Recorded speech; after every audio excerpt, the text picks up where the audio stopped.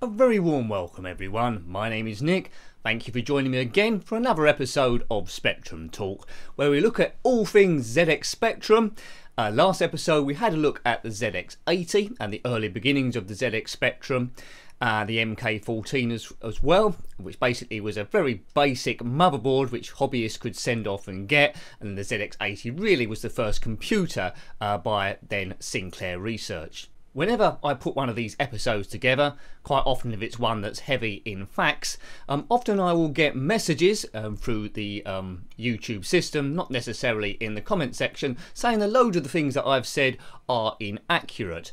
Well, in response to that, I use more than one source when I collaborate this information together. A bit of it's personal information I already knew, but then I double check them on a variety of sites. The problem with the internet, of course, is if someone is just using one website for all their information rather than any information they actually know for sure, people tend to believe the one site, and then everything else that's said in contradictory to that they believe is wrong. So, you know, if you're unsure, always use one or two separate sources, but there we go, the internet's never going to change. So this week we're going to look at the ZX81. Its predecessor, of course, was the ZX80. It had the ZX80 had 1K of memory, which isn't a great deal, ROM, so read-only memory of 4K, which held the basic programming language.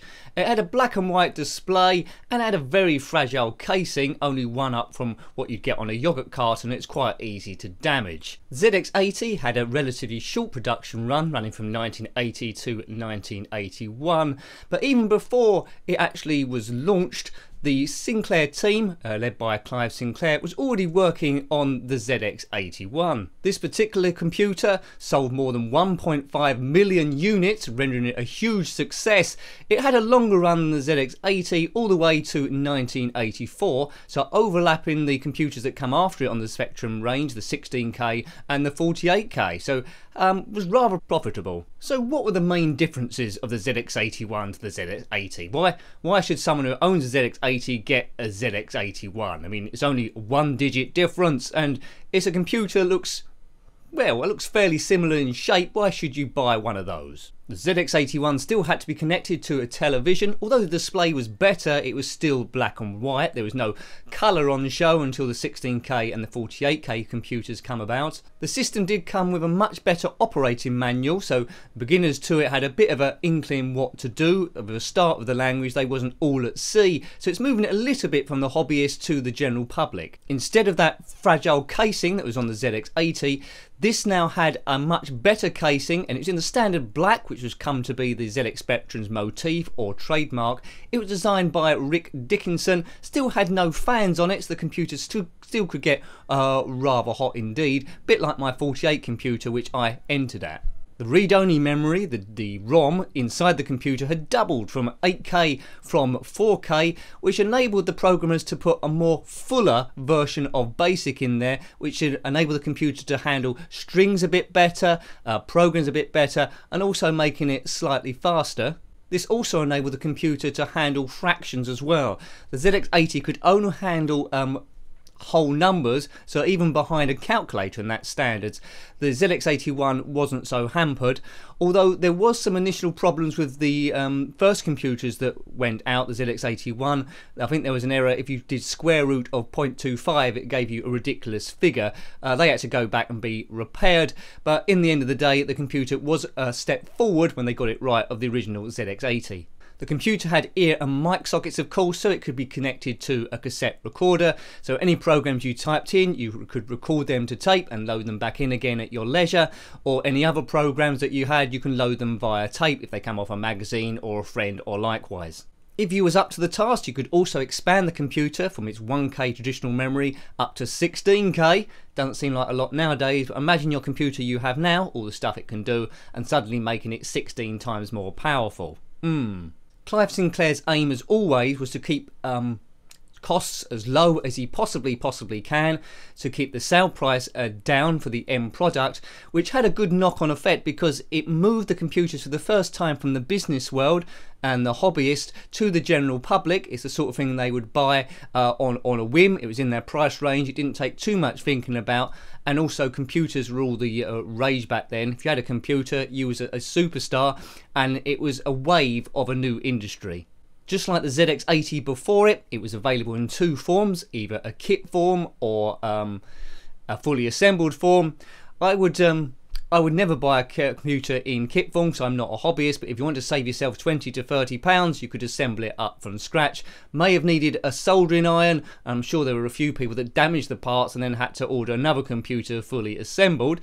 But those people, the hobbyists that knew a bit about computers that day, had come through the MK14 and the original ZX80, they could potentially do upgrades as they're doing the computer, which, you know, was a fantastic thing to do.